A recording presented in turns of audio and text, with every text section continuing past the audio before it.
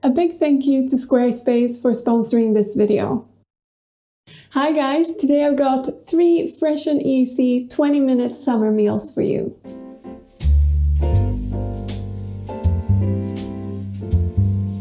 So welcome back everyone, or if you're new here, welcome. I'm Malin, and like I said, today I will be sharing 3 easy and summery meals that will take you no more than 20 minutes to make. I really like meals like this in the summer because I want to spend most of my time outdoors or doing fun stuff rather than in the kitchen, but really I think we can all use quick and easy meals for life in general. And with meals like these, you can always put something nutritious and tasty on the table, and I'm thinking that you'll kind of avoid those unnecessary takeaways that often happen midweek. And as always, you will find the written rendition of all the recipes I'm sharing in this video linked down below in the description box if you want to see them written out. And what I'm cooking up today are some really delicious courgette and corn fritters with a herby and zesty dipping sauce. I'm also doing a garlicky couscous dish with sauteed summer vegetables. And finally, I'm doing one of my favorite South Asian or Indian dishes called chaat with chickpeas. And first up, I'm going to make the courgette and corn fritters. And what I really like about this dish is that it only takes 1 bowl and 1 frying pan, which I think we can all appreciate, less dishes. And of course, something to make the sauce in, but I'll get to that later. First, we're just gonna make the batter, which is really straightforward. First of all, I grate 3 cups worth of courgette on the rough side of a basic box grater. I use the peel and all, and then I add the grated courgette to a large mixing bowl. I'm also adding in 2 cups of thawed frozen corn into the bowl. You could use fresh corn kernels, of course, but doing so will add some time to the cooking process, so I simply went for the easiest option. Then I slice 3 spring onions finely and add that to the bowl, as well as 3 pressed garlic cloves. I give the veggies a mix to combine, and then I add in 1 cup of chickpea flour. It can also be called gram flour when you look for it in the store. This will help bind the fritters and add a good protein source as well. To flavor the fritters, I'm sprinkling in a 1/4 cup of nutritional yeast, as well as 1 teaspoon of smoked paprika, which both give it a good umami flavor. I season with salt and black pepper, and then I give it all a good mix to combine, and this batter will make about 12 fritters. So at this point, we're going to leave this batter now to sit, even though it might seem a little bit dry, while we make the dipping sauce, because during that time, the courgette will release quite a lot of liquid, and we can adjust the liquid later just before we're gonna fry them, just to make sure that we don't make the batter too runny. Either way, we're going to make the dipping sauce now, and I like to use a blender for this, but you could also use an immersion blender, or you could chop and mash everything by hand. If you don't have a blender, it's also okay. You might just end up with a slightly more chunky texture, but it will still be equally delicious, I promise. And what I'm using for the base for the sauce is just some unsweetened vegan yogurt and avocado, and then lots of herbs and lemon to make it really tasty. So let's make it. So I pour 3/4 of a cup of a soy-based yogurt into my blender, and then I cut open 1 ripe avocado and add the green flesh of it into the blender as well. Next, I gather 2 cups worth of fresh herbs. I like to use a mix of fresh dill, parsley, and chives, and these will give lots of flavor to the sauce. I'm also adding 1 garlic clove that I cut into smaller pieces, as well as the zest and juice of half a small lemon. Then the final touches are 2 tablespoons of nutritional yeast for a more round flavor, a teaspoon of maple syrup for a little sweetness, and of course I season with salt and black pepper to taste. I blend it on high until silky smooth, and that's the sauce done. It'll keep for a few days in the fridge as well, and makes a yummy salad dressing if you have leftovers. Now I go back to check on my batter to see how much liquid the courgette has released, and if it's enough to make a nice smooth mixture, then I'll leave it like that, but if not, I add 1 tablespoon of soy milk at a time until I reach a good consistency, like this. So now we're ready to fry off the fritters, and I'm going to be using like my heavy skillet for this, and I'm going to fry them in oil because I think that really brings out all the flavors and make them really tasty. But you could of course use a non-stick pan if you prefer, and just cook them the same way, but it might not have such a punch to the flavor, but they will still be yummy. It's up to you.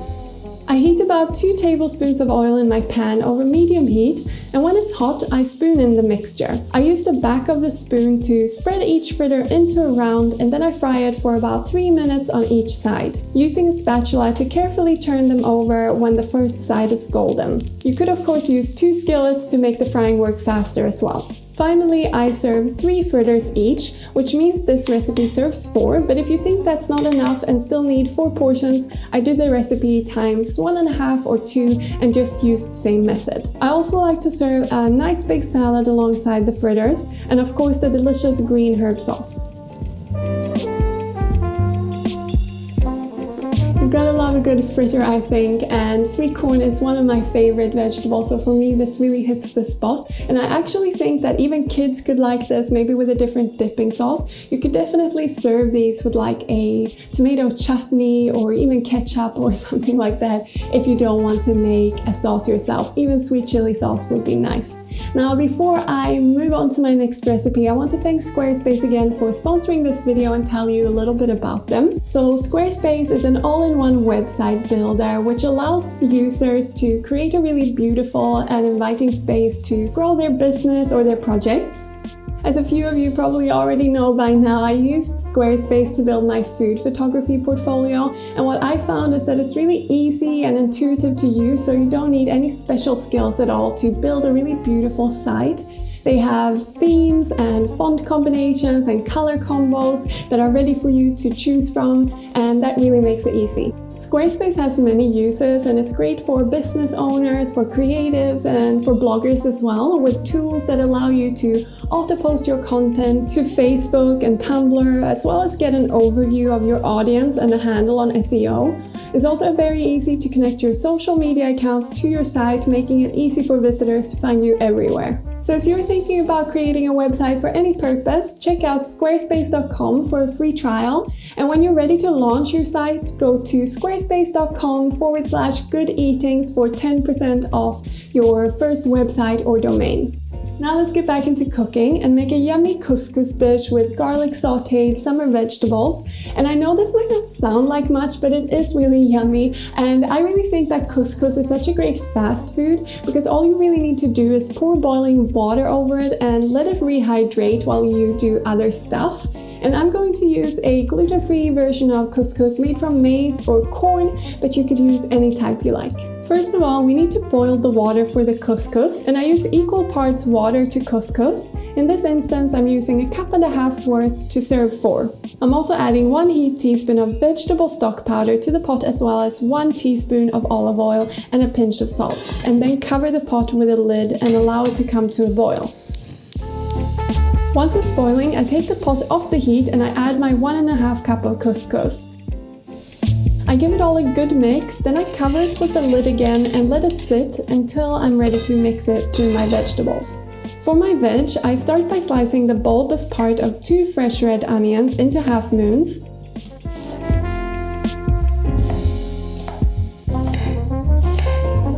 And then I finely slice the green tops. I also chopped 2 medium-sized courgettes into quarter slices, roughly 1/2 centimeter thick. Then I heat my pan over medium heat with a little rapeseed oil in it, and while it warms up, I slice up 4 generous garlic cloves into slivers. I add the half-moon slices of onion as well as the courgette and garlic into the hot pan.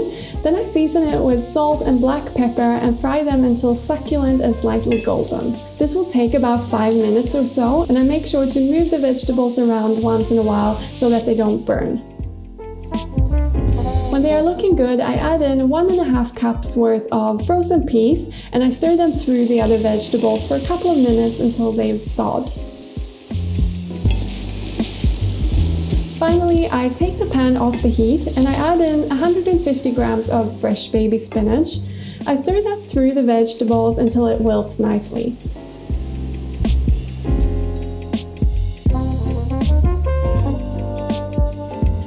to add in my couscous, but first I like to fluff it up a little bit with a fork before I add it to the vegetables. I drizzle about 1 tablespoon of olive oil over it all and then squeeze the juice of a small lemon over everything as well, just to lift the flavors and bring more freshness to the dish. I season with salt and black pepper to taste, and then I toss to combine it all.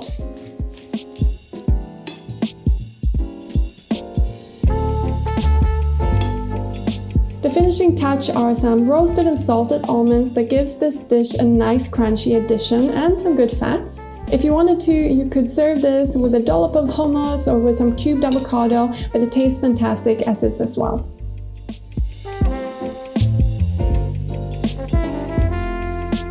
So I want to finish on a high with a dish that I really love that is also really easy to make, and it's a South Asian street food dish called chaat. Rob and I often make this as a quick lunch, and the version I'm doing has chickpeas as the base. I think it's often called chana chaat if I'm not mistaken, and often this version would have cooked potatoes in it as well, but I'm going to leave that out today as it would add time to our cooking session, and this is meant to be quick.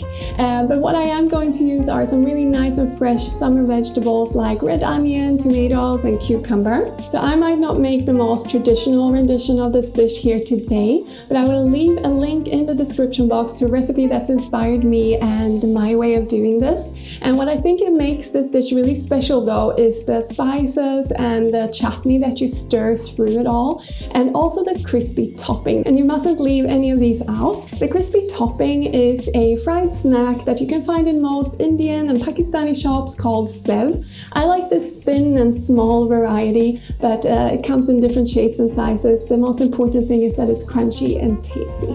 And I make this dish all the time. I look forward to sharing it with you. Let's do it. As this is a quick meals video, I'm using canned, or in this case carton chickpeas that have been pre-cooked, and 2 cartons will serve 4, and I simply drain and rinse them and allow them to drip dry a little in a sieve while I chop up the veg. I cube a small cucumber as well as 3 medium-sized tomatoes. I like using different colored tomatoes as it adds visual interest to the dish, but it's really not necessary if you don't have them on hand. I also finely chop the bulbous part of 1 fresh red onion and slice the green tops finely. Finally, I chop up 2 handfuls of fresh coriander. Then I simply combine the chickpeas, chopped vegetables and coriander in a bowl. Now to flavor this dish, I'm going to use a pre-mixed spice blend called chaat masala, and you can find this again in most Indian and Pakistani shops. It's just a blend of different spices that makes this taste super yummy.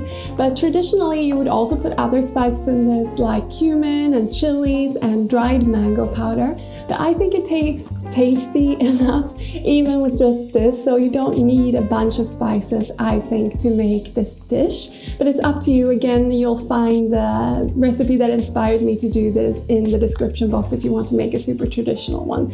I'm also going to stir through some tamarind chutney that I bought from the store as well, but I've tried this with different chutneys and it tastes good with most of them, so just use whatever you have on hand.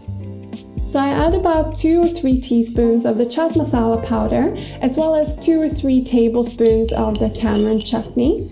If you like it spicy, you can also add chili powder to taste. To give the mix a bit of acidity, I also squeeze in the juice of half a lime. I season with salt and I mix it all to combine. Make sure you get the seasoning right and then plate it up. To finish, I drizzle over some unsweetened vegan yogurt before I sprinkle over the sieve. If you wanted to go a little extra fancy, you can also sprinkle over some pomegranate kernels, but I've left it out today. This dish really has everything that makes food tasty. It's savory, sweet, tangy, crunchy, spicy, and juicy. I could eat this for breakfast, lunch, and dinner. With that, I will will leave you for today. Thank you all very much for tuning in. I hope you enjoyed these recipes, and as always, you find them all linked in the description box if you want to see them written out. And please also let me know in the comments which dish you would like to try the most. I love hearing from you. And also give the video a thumbs up if you did like it, and maybe even share it with a friend if you think they might enjoy it. But now I will leave you for today. Thank you very much for watching. I'll see you in the next one. Take care. Bye.